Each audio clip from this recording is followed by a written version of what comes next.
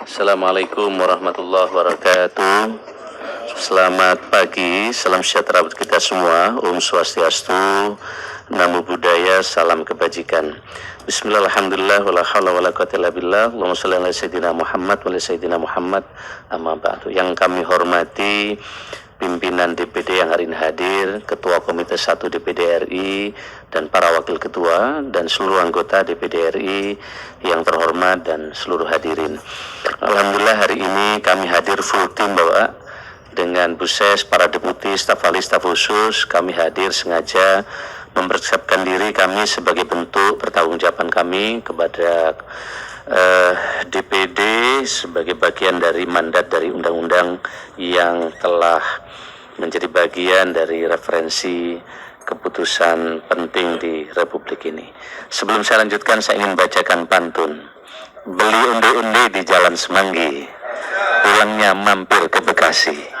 Bersama DPD saling bersinergi, tuntaskan masalah birokrasi. Ibu berias memakai sanggul, sanggulnya indah begitu apik. Mari wujudkan ASN unggul untuk pelayanan publik yang lebih baik. Ibu dan Pak saya hormati, karena DPD ini dari kenapa? Iya.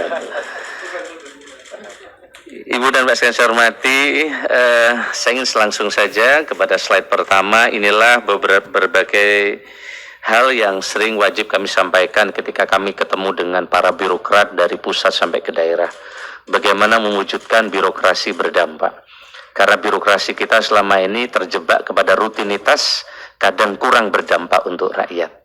Dari pagi berangkat, tidak jelas bagian karena tidak ada guidance yang pasti dari atasan. Dari rapat ke rapat, menyiapkan rapat untuk rapat berikutnya yang kesimpulannya dibuat rapat yang akan datang.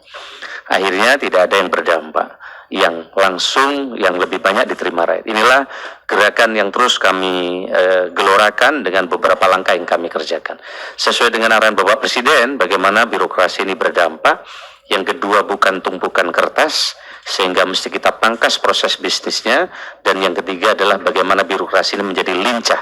Karena ini harapan seluruh anggota DPD ketika kami pernah rapat di waktu itu. Ibu dan saya hormati, di berbagai referensi dunia sebagaimana dilansir oleh Bloomberg dan bahkan menjadi referensi kita bersama, diprediksi 2045 Indonesia akan masuk 4 besar ekonomi dunia setelah Cina, Amerika Serikat, dan India dengan total pendapatan 10,5 triliun. Namun untuk mewujudkan 4 besar ekonomi dunia ini bukan perkara mudah, maka diperlukan prasyarat. Pertama adalah SDM yang kompetitif, kemudian birokrasi yang profesional. SDM jika tidak kompetitif tentu akan melaju ke tempat itu, kita akan tertatih-tatih, dan sering referensi banyak kita baca bagaimana Amerika Latin tetap ada di middle income trap, tidak segera menjadi negara maju karena SDM-nya tidak disiapkan. Yang kedua yang terkait dengan kami adalah bagaimana mewujudkan birokrasi yang profesional. Yang ketiga adalah pelayanan publik yang berkualitas. Maka 3 ini menjadi syarat untuk kita menyambut itu semua. Oleh karena itu, di tengah keterbatasan kami memimpin, karena saya menjadi menteri di ujung, yang sering saya sampaikan kalau pemain bola, saya ini tidak dari babak pertama, tapi dari babak kedua itu pun menit ke-13. Nah, sementara wasit menyatakan tidak ada perpanjangan permainan. Nah, karena tidak ada perpanjangan permainan, masalahnya banyak. Maka setelah kami ketemu DPD dan kami tentukan 7 skala prioritas yang kami kerjakan. Pertama adalah pemangkasan proses bisnis layanan kepegawaian yang berdampak. Ini menjadi penting. Karena banyak sekali di birokrasi ini proses bisnisnya panjang tetapi dampaknya kecil. Yang kedua, penerapan RB tematik supaya orang yang minta tukin tidak terjebak di penilaian kertas, tapi dampak ke rakyatnya kurang. Dan itu nanti akan kami sampaikan di belakang. Yang ketiga adalah transformasi profesional ASN berbasis digital meliputi perjalanan birokrasi dan penataan tenaga non-ASN tadi disampaikan oleh Pak Ketua. Yang keempat adalah akselerasi pembentukan mall pelayanan publik. Saya terima kasih kepada teman-teman DPD, di banyak tempat sudah ada, tapi jumlahnya baru 152. Tentu ini perlu kita dorong bagaimana mall pelayanan publik untuk mengakselerasi pelayanan tadi bisa jalan. Yang kelima, kepenguatan pemerintah berbasis elektronik, percepatan penyusunan kebijakan kelembagaan, tata kelola IKN dan seterusnya. Ini menjadi PR buat kami, termasuk DUB Papua yang kemarin sudah kami tuntaskan, termasuk kami berikan afirmasi khusus ASN guru di Papua. Kalau menurut undang-undang tidak boleh kalau tidak tidak S1 untuk jadi P3K. Khusus Papua kami telah keluarkan kebijakan untuk SMA bisa untuk Papua, tidak untuk di tempat lain karena memang kekhususan. Kemudian yang terakhir, transformasi sistem pendidikan ASN mendukung percepatan RB tematik. Inilah Bapak sekalian yang kami kerjakan prioritas ini, karena birokrasi ini kalau tidak jelas guidance-nya, prioritasnya tidak jelas, maka hasilnya, outputnya juga tidak segera terukur. Nah, Ibu dan saya hormati, kami sadar betul bahwa negara ini banyak sekali PR-nya, masalahnya banyak. Tetapi kita tidak sadar bahwa untuk mewujudkan penyelesaian masalah itu salah satunya adalah birokrasi. Maka sebenarnya birokrasi ini menjadi sangat penting untuk dibereskan karena dia menjadi engine, menjadi mesinnya. Itulah maka RB menjadi kunci. Apa saja isi mesin yang menyebabkan kecepatan mobil ini segera berlari kencang? Pertama adalah perbaikan tumpang tindih kebijakan. Ini harus kita urai. Kami terima kasih kepada teman-teman DPD yang mendorong agar daerah segera memperbaiki tumpang tindih tadi. Yang kedua, penyederhanaan proses bisnis. Nanti kami contohkan seperti apa penyederhanaan proses bisnis. Ada pekerjaan mestinya 2 langkah dikerjakan bisa selesai, tapi sampai 14 langkah, sehingga menyebabkan sangat panjang. Yang kedua, manajemen kinerja, kemudian pembagian kewenangan, sistem merit terkait dengan organisasi. Banyak sekali mutasi yang tidak berdasarkan sistem merit di daerah-daerah. Habis pilkada berubah, habis pilkada berubah. Ini yang menyebabkan kadang kinerjanya tidak terlalu baik.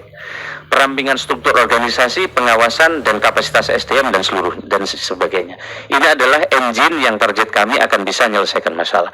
Tentu kita berharap sebagaimana harapan teman-teman DPD, bagaimana SDM kita ini bisa bertanding dan juga berkompetisi di tingkat dunia. Maka kita membutuhkan birokrasi berkelas dunia. Sayangnya kita masih terjebak di tarik-menarik seperti tarik tambang, seperti di slide ini Mbak sekalian, ini tarik tambang terus ini. Di satu sisi mau berkelas dunia, tapi menjelang pilkada, yang ini tolong jangan dikutip, menjelang pilkada pemilih yang menang sebelah kiri. Nah, akhirnya lemak-lemak berupa honorer yang sebagian direkrut kurang bagus tadi, kadang juga harus diselesaikan. Padahal sebagian juga rekrutmennya kadang kurang benar, tidak seluruhnya sebagian. Inilah tarik tambang, tinggal nggak tahu DPD mau menangkan yang mana tarik tambang ini. Mau menang yang kiri, apa yang sebelah kanan di tarik tambang ini. Kenapa? Nah, tinggal mirip ini. Nah, Bapak sekalian saya hormati, amanat dari undang-undang dan arahan dari Bapak Presiden supaya birokrasi ini lincah harus disederhanakan. Tidak perlu lagi eselon 1 sampai eselon 4. Kalau terlalu panjang birokrasinya, disposisinya terlalu panjang turun ke bawah. Maka Kemenpan RB sejak Oktober telah melakukan penyederhanaan struktur organisasi dengan menghilangkan eselon 3 dan eselon 4 sejumlah 48.168 di kementerian dan lembaga. Kemudian pengalihan ke jabatan fungsional sebanyak 43.915 di lingkup kementerian dan lembaga. Jadi ini kerjaan Kemenpan RB cukup besar untuk melakukan perubahan-perubahan, bukan hanya paradigma tapi struktur. Karena kalau paradigmanya saja berubah, strukturnya tidak berubah, prosesnya tetap panjang. Tetapi ini belum tuntas karena di daerah banyak yang belum memahami soal penyederhanaan struktur. Jadi kalau dipangkas eselon 3-nya banyak nggak mau. Kenapa? Kalau eselon 3 masih ada kasih. Nah, kasih itu ada meja dan anak buah. Begitu JF nggak ada meja, nggak ada anak buah. Nah, makanya banyak yang marah di daerah, sebagian. Nah, inilah yang perlu kami jelaskan. Kami juga melakukan penyerahan jabatan cukup radikal, yaitu di sektor jabatan pelaksana. Dulu jabatan pelaksana ada 3.414 klasifikasi. Sekarang tinggal 3 saja. Jadi sangat lincah sekarang, lebih mudah. Begitu juga terkait dengan rumpun, yang dulu hanya pindah 1 rumpun, sekarang sudah bisa pindah. Begitu juga Pak sekalian, dulu Bapak kalau punya ponakan jadi guru, akhir tahun harus cuti, ngisi angka kredit. Yang dosen-dosen pasti yang jadi dosen S pusing, harus ngisi angka kredit. Karena kalau angka kreditnya tidak diisi, susah naik pangkat. Inilah yang menjebak administrasi dari para pengajar dan dosen kita, yang menyebabkan kita tidak produktif. Nah, ini udah pangkas. Kita sudah terbitkan Permenpan JF guru dan dosen. Sayangnya sampai hari kami menunggu aturan ini dari instansi pembina dari Dikbud sampai sekarang, khusus soal Permendikbud guru dan dosen belum segera keluar, sehingga sebagian dosen masih mengalami tertatih-tatih beberapa soal administrasi. Karena memang banyaknya yang mesti diselesaikan oleh Kemendikbud. Ibu dan saya hormati, contoh proses bisnis yang kami pangkas misalnya, Itulah target kami setelah menjabat di September dan Desember. Waktu itu kami target sebelum matahari terbenam 2023, urusan ini harus selesai. Ternyata soal kenaikan pangkat. 2 orang naik pangkat susahnya setengah mati. Harus Jakarta bolak-balik bawa berkas. Karena ada 14 tahap. Sekarang cukup 2 tahap saja kita pangkas. Layanan pensiun, Bapak Ibu mendengar, orang sudah pensiun taspennya belum cair karena memang prosesnya panjang. Selamat datang Ibu. Selamat datang Ibu. Ibu Silvi. Ibu Silvi dulu pernah ke Banyuwangi ini. Ya. Jadi inilah pemangkasan proses bisnis, izin kami lanjutkan Bu Silvi, yang sekarang kami kerjakan. Jadi dulu orang untuk ngurus layanan pensiun rumit, 8 tahap, sekarang tinggal 3 tahap saja. Layanan pindah instansi dari 11 tahap, sekarang tinggal 3 tahap saja. Inilah bagian pemangkasan proses bisnis, termasuk berjalan layanan kompetensi yang diselenggarakan LAN. LAN ini harus berubah. Dia tidak boleh lagi hanya diklat klasikal, sehingga menjadi syarat kadang kebutuhan ASN kita, padahal di luar sudah berubah. Job training dan lain-lain menjadi pilihan kita ke depan, dan ini sudah ada di Undang-Undang ASN. Nah, paralel dengan ini, kami setelah pangkas undang-undangnya, beberapa proses bisnis, layanan pelatihan di LAN dulu 16 tahap, sekarang tinggal 5 tahap. Layanan akreditasi dulu 10 tahap, sekarang tinggal 4 tahap. Begitu juga seterusnya, termasuk layanan fasilitasi pengembangan kompetensi dari 8 tahap, sekarang 3 tahap. Begitu juga di Andri, Bapak sekalian, yang dulu untuk pelayanan sertifikasi SDM itu butuh 112 hari, sekarang cukup 13 hari. Inilah contoh-contoh teman-teman sekalian, proses bisnis yang kita pangkas, dan harapan kami Bapak Ibu DPD bisa mendorong daerah memangkas proses bisnis ini sehingga mereka akan merasakan pelayanan yang lebih cepat. Begitu juga terkait dengan pelayanan penilaian RB. Sekarang hampir semua kementerian lembaga datang ke kami untuk RB-nya supaya dinaikkan, supaya tunjangan kinerjanya naik. Kalau RB-nya naik, tukinnya naik. Nah, kita sekarang menggeser dari yang dulu di hulu terjebak di urusan administratif, fokus kepada aspek tata kelola, internal birokrasi. Sekarang sebenarnya harapan teman-teman DPD kita supaya dampak, supaya birokrasi ini kerjanya bagus, tidak hanya diukur oleh administrasinya, tapi ke dampaknya. Maka sekarang tidak harus menjawab 250 komponen dan mengupload ribuan dokumen, sekarang langsung ke 26 dampak. Salah satunya adalah dampak di RB tematik, yaitu daerah yang bisa menurunkan kemiskinan, meningkatkan investasi, kemudian yang ketiga adalah belanja produk dalam diri katalog, dan program digitalisasinya dengan bisa berjalan dengan baik. Baik sekalian, inilah sebagai pengantar kami apa yang telah dikerjakan oleh kementerian ini untuk beresin berbagai hal, termasuk bagaimana kita nanti untuk beresin dalam jangka panjang. Alhamdulillah, undang-undang ASN yang baru telah selesai. Kami ingin sampaikan secara singkat karena cukup banyak, ada 600 lebih dim di dalam undang-undang ini, yaitu di Undang-Undang Nomor 20 Tahun 2023. Kami ingin sampaikan juga sekalian, ada 7 agenda transformasi birokrasi, transformasi dalam Undang-Undang ASN.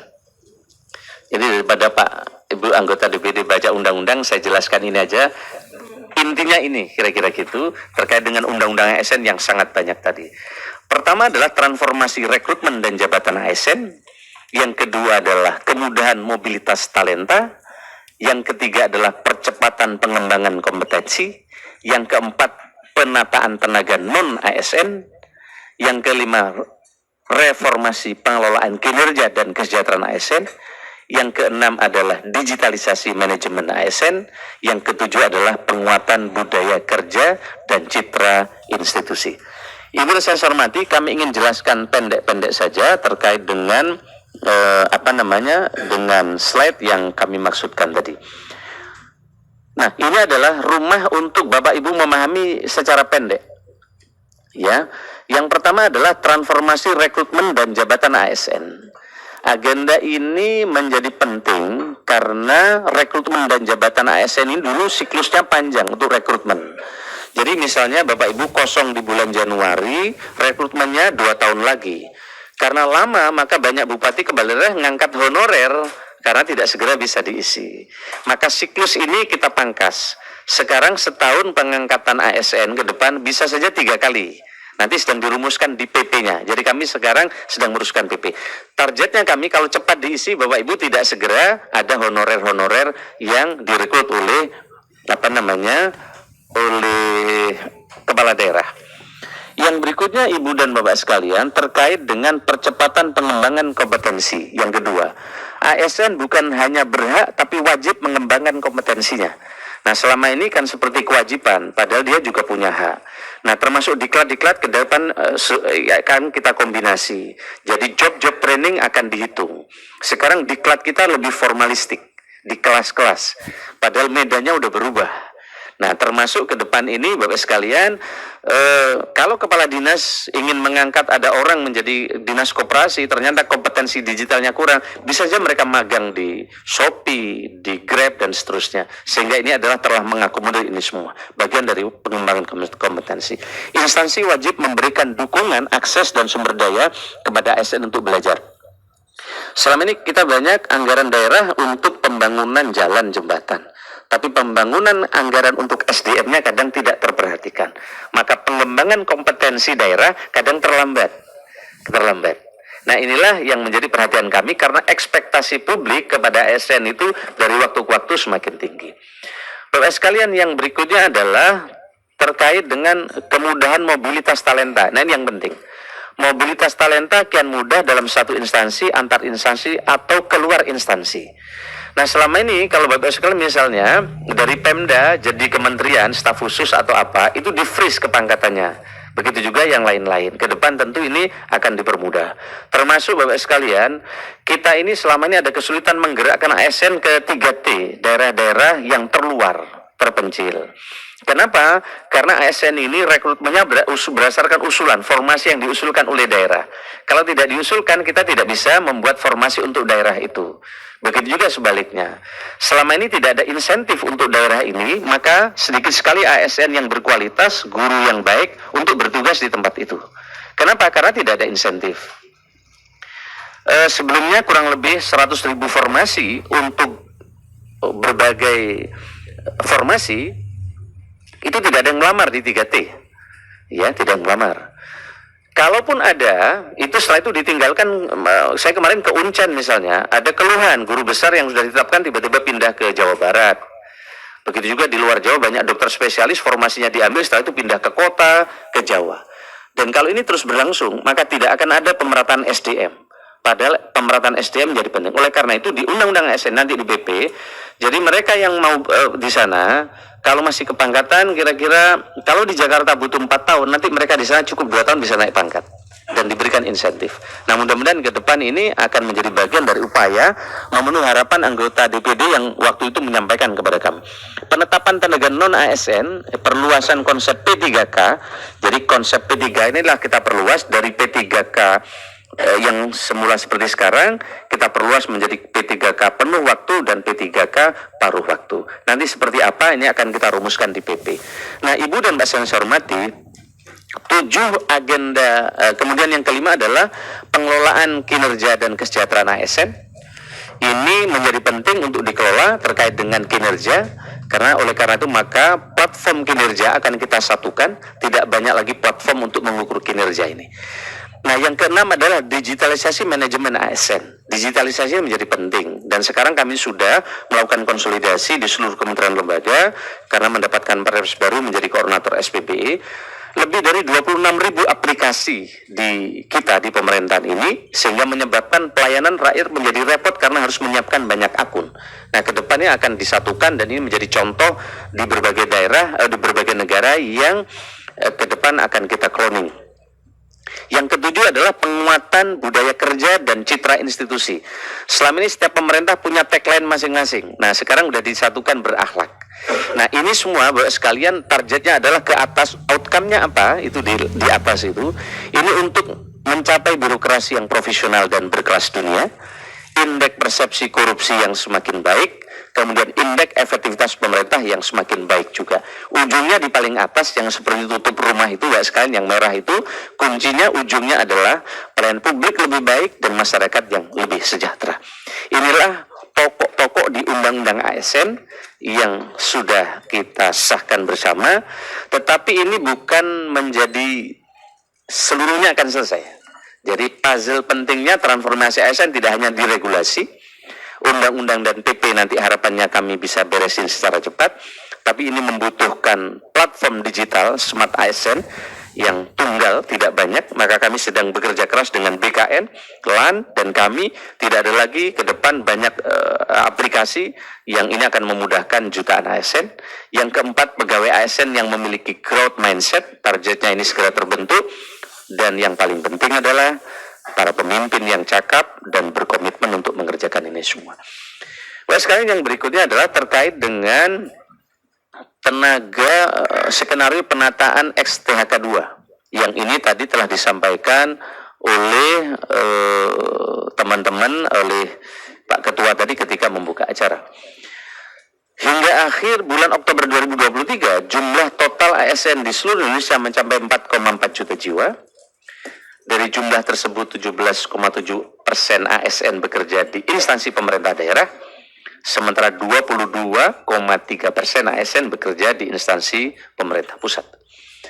Hasil pendataan menunjukkan terdapat 2,355092 pegawai non-ASN di Indonesia, sebanyak 3,25517 non-ASN berada di pusat, dan 2,029575 non-ASN berada di daerah. Jadi daerah ini memang sangat tinggi. Bahkan kadang habis pilkada nambah lagi. Nah, habis pilkada nambah lagi.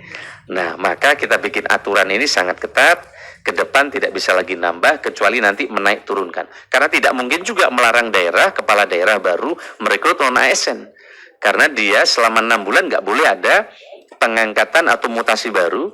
Maka untuk visi misi mesti punya tim. Maka nanti siapa yang bisa diisi, siapa yang bagaimana cara mengisinya, ke depan akan kita perjelas. Maka terdapat 731.542 tenaga pendidik, 204.902 tenaga kesehatan, 74.360 tenaga penyuluh, 609.255 tenaga teknis, termasuk di dalamnya lebih dari 150.000 Satpol PP kita masukkan di sini, di tenaga teknis ini yang sering datang ke Bapak Ibu sekalian. Nah, saya kira sering datang ke Bapak Ibu ini. Ya, kami sudah ketemu dengan mereka dan kami telah bertemu dengan tim Kemendagri untuk mencari rumus penyelesaian bagaimana teman-teman Satpol PP yang telah lama mengabdi sementara di Undang-Undang Lama harus menjadi ASN. Nah, sementara belum ada pintu untuk menjadikan mereka semua ASN. Tetapi khusus penyidik pegawai PPNS tetap dari unsur PNS, yang lain nanti skenario-nya adalah non PNS. Nah, data tersebut didapatkan berdasarkan instansi yang telah menyampaikan SPTJM. Jadi Bapak sekalian, 2018 non ASN kita jumlahnya 400.000. Ada aturan di cut off sampai 5 tahun. Deadline-nya 28 November. Mestinya dari 400.000 diberes ini tinggal sedikit. Tapi nyatanya bukan tinggal 200.000, tapi jadi 2,3 juta. Jadi pembengkakannya sangat besar. Bapak sekalian, seperti yang kita ketahui bersama bahwa dalam peraturan PP 49/2018 terdapat poin pelarangan bagi instansi pemerintah untuk mengangkat tenaga non-ASN. Tapi ini tetap jalan. Nah, waktu saya jadi bupati, memang banyak kepala dinas yang agak nakal. Tidak mengangkat honorer, dia tidak melanggar, tapi anak-anak ini dimasukkan di kegiatan. Nah, digaji kegiatan. Karena disembunyikan di kegiatan dinas, maka nggak kelihatan ada pengangkatan honorer baru. Karena pengangkatannya diserahkan ke masing-masing kepala dinas. Maka begitu saya tahu membengkak, tadinya gaji untuk honorer 10 miliar tiba-tiba jadi 60 miliar, ketika saya belum berakhir saya satukan di BKD. BKD yang tidak masuk daftar di BKD dan bagian keuangan diawasi oleh inspektorat, siapapun yang disisipkan di dinas tidak boleh menerima atau dicairkan gajinya. Dari situ lumayan agak berhenti. Wah, DPR banyak nyampaikan ke kami, begitu sistem CAT, teman-teman DPR juga menerima. Jadi sebenarnya kalau daerah berkomitmen, menurut kami ini bisa juga berkurang. Baik sekalian, berkaitan dengan kebijakan pemenuhan ASN, Kementerian PAN RB telah memetakan proyeksi kebutuhan sektor pendidikan dan kesehatan. Ya, dengan positif growth. Jadi kami begitu menjabat, data anomali data ini besar banget. Jadi kami tidak bisa membuat peta seperti ini. Maka waktu itu kami deadline dan teman-teman bekerja dengan luar biasa. Istilah kami sebelum matahari terbenam 2023 ya kemarin. Nah, sekarang 2022, kan saya September ini.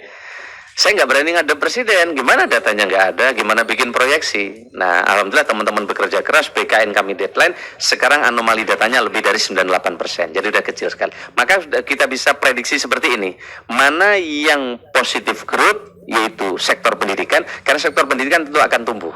Nggak bisa diwakilin dengan digital, harus ngajar, kira-kira gitu.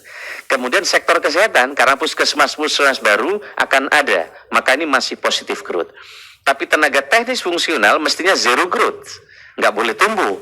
Karena kita mengadakan alat-alat digital, udah banyak belanja digital. Ini kan kadang anomali, teman-teman belanja digitalnya banyak, stafnya nambah. Mestinya bisa dikurangi dengan digitalisasi, maka itu berarti zero growth. Ada tenaga teknis pelaksana yang negatif growth, kira-kira gitu. Jadi ini justru harus dikurangi. Inilah yang terjadi kadang tenaga teknis pelaksana naik terus di daerah, tenaga fungsionalnya juga naik, mestinya zero growth, yang ini kadang nanti perlu pemecahan bersama. Nah, Ibu dan Mbak sekalian saya hormati, ini beberapa kunci yang ingin kami sampaikan kepada teman-teman DPD, sehingga mudah memahami, memetakan masalah yang sekarang muncul ini. Kira-kira gitu, yang muncul. Nah, Ibu dan saya hormati, arah kebijakan penggunaan ASN 2020 fokus pada 4 hal. Pertama, pada pelayanan dasar, optimalisasi pelayanan tenaga non-ASN, pemenuhan tenaga teknis sektor prioritas, dan pengurangan rekrutmen jabatan yang akan terdampak oleh transformasi digital. Nah, ini yang menjadi prioritas kami. Untuk pemenuhan jabatan teknis akan ditetapkan berdasarkan prioritas nasional, yaitu energi, perindustrian, pariwisata, ekonomi kreatif, dan digital, serta kesehatan dan penanggulangan bencana. 26 yang berikutnya adalah terkait sesuai dengan keputusan Menteri nomor 87 kebutuhan pegawai ASN secara nasional tahun 2003 terdapat 567.166 formasi, Bapak sekalian. Ini yang kemarin dari pusat, kemudian CPNS 34.000, daerah 894.000. Jadi total 1.030.000, dan kita sudah tetapkan 567.000. Dan ini sudah jalan, tapi yang tes ini yang ikut 2,4 juta. Besar sekali. Nah, kemarin ada aspirasi dari DPD dan juga DPR, bagaimana honorer ini bisa diberesin dulu. Karena mereka telah lama mengabdi, maka kami membuat pokok-pokok substansi keputusan menteri itu bahwa 80% yang kita beresin di 2003 ini adalah ex-THK 2 dan non-ASN. Kemudian fresh graduate 20%. Karena memang kita ingin beresin sesuai dengan rekomendasi teman-teman DPD dan DPR. Tapi atas keputusan ini kami, dikritik habis di medsos. Karena fresh graduate tidak mendapatkan tempat yang cukup. Bahkan kami dikritik, ini Menpan ini pilih kasih, kira-kira gitu. Untuk menyelesaikan terkait dengan urusan fresh graduate ini. Oleh karena itu teman-teman sekalian, ini akan menjadi prioritas kami untuk kami beresin. Mudah-mudahan secara bertahap nanti ini kita akan bisa bergerak untuk menyelesaikan bersama-sama, tidak hanya honorer tapi juga secara bertahap fresh graduate. Pemetaan turunannya next. Ya, saya minta digeser. Ini adalah statistik pelamar ASN. Kita lihat Mbak sekalian, 2, besar sekali. Artinya minat untuk melamar menjadi ASN sangat tinggi. Bayangkan. Dan kami sampaikan kepada Ibu dan Mbak sekalian, tidak ada satupun yang bisa membantu orang lolos di tes ini. Kami pastikan. Karena soal, jangankan ini, ini staf khusus saya aja nggak lolos. Di mana? Ajudan saya nggak lolos. Ya, anaknya kepala BKN nggak lolos, padahal yang bikin soal. Ya, jadi ini adalah kesempatan bagi anak-anak daerah. Bahkan kemarin ditemukan bagaimana anak-anak calon jaksa dari anak-anak terpencil, dari terluar, mereka justru bisa menjadi jaksa. Karena kesempatannya sekarang. Jadi tidak benar orang dalam menentukan nasib PNS, nggak ada lagi cerita. Kejaksaan tesnya di tempat kami juga, di BKN. Calon diplomat juga tes di tempat kami. Tidak ada satupun yang bisa bantu. Karena tes itu begitu nilainya selesai itu langsung keluar, bisa dicek oleh siapapun. Sehingga dengan demikian inilah bagian dari upaya kita untuk mendorong agar birokrasi kita ke depan bisa menjadi birokrasi yang berkelas dunia. Inilah statistiknya, Mbak sekalian, pelamarnya bagaimana formasi di CPNS, Nakes, begitu juga formasi di guru. Tapi ada juga yang belum memenuhi syarat, begitu juga PPK teknis. Next. Nah, inilah perkembangan non-ASN yang Bapak tanyakan tadi, Bapak sekalian. Berdasarkan instansi, data non-ASN ini di pusat dari 66 instansi dan di daerah 529, totalnya 595. Berdasarkan surat pertanggungjawaban mutlak itu 325.517 untuk pusat dan daerah 2.029.575. Kemarin saya ditanya oleh Komisi 2, kenapa harus ada SPTJM? Bagaimana mungkin nanti kita mempertanggungjawabkan jika tidak ada surat pertanggungjawaban mutlak dari daerah terkait dengan formasi itu? Sudah ada SPTJM saja, kami minta diaudit oleh BPKP, masih ditemukan data yang kurang benar dan sebagian data tidak benar. Tapi itu sampling. Kami sedang akan minta BPKP untuk melakukan ini telaahan terkait dengan syarat-syarat sesuai dengan ketentuan. Kami tidak mungkin menunggu diperiksa semua benar atau tidaknya baru proses ini jalan, karena itu akan menghambat. Oleh karena itu ada surat pertanggungjawaban mutlak. Jika mereka yang ikut tes dan lolos sekarang ternyata ditemukan tidak memenuhi syarat, maka di lain kesempatan mereka bisa di take down. Karena ini akan merusak keadilan dari mereka yang telah memenuhi syarat bahkan sesuai dengan ketentuan yang telah berlaku. Nah, Ibu saya hormati, inilah 3 langkah arah kebijakan penataan tenaga non-ASN.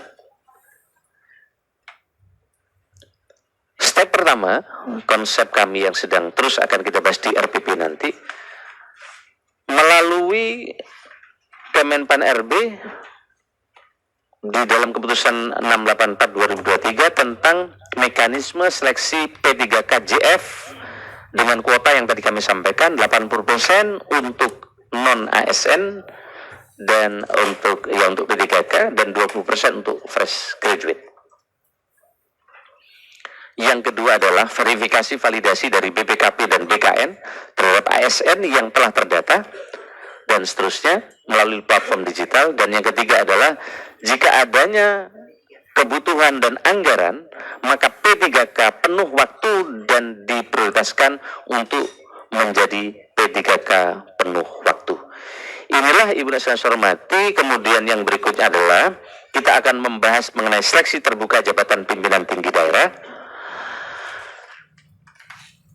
Pengisian JPT yang berjalan saat ini dimulai dari tahap persiapan, kemudian tahap pelaksanaan, dan monitoring evaluasi. Pengawasan pelaksanaan seleksi terbuka JPT utama, madya, pratama dilakukan oleh KSN yang wajib ditindaklanjuti oleh dan dilaksanakan oleh PPK dan PYB.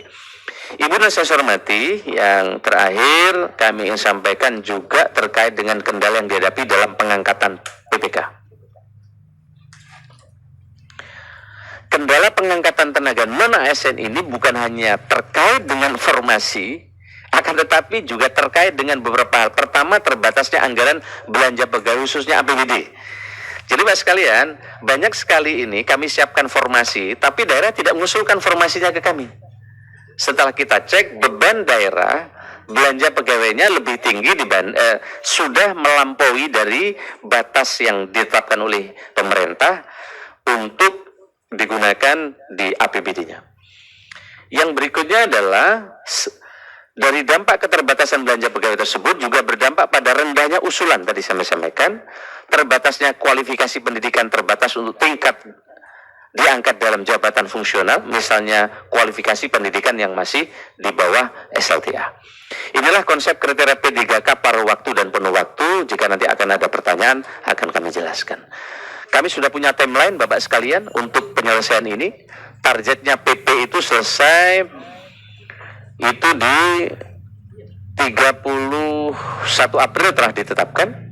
Oleh karena itu nanti masukan dan saran dari teman-teman akan kami tampung. Inilah ruang lingkup peraturan pelaksana Undang-Undang 20 tahun 2023, ada 16 poin, mulai pengaturan budaya dan citra institusi, perluasan ruang lingkup dan mekanisme kerja P3K, ini yang akan kita atur di PP, jabatan manajerial dan non-manajerial, resiprokal ASN dan prajurit TNI atau anggota Polri, perbaikan kesejahteraan ASN, hak dan kewajiban ASN, yang ketujuh penetapan kebutuhan ASN, pengadaan CASN, kemudian penguatan sistem manajemen kinerja ASN, pengembangan talenta dan karir, pengembangan kompetensi, pemberhentian, organisasi profesi, digitalisasi manajemen ASN, penyelesaian sengketa, dan penataan tenaga non-ASN.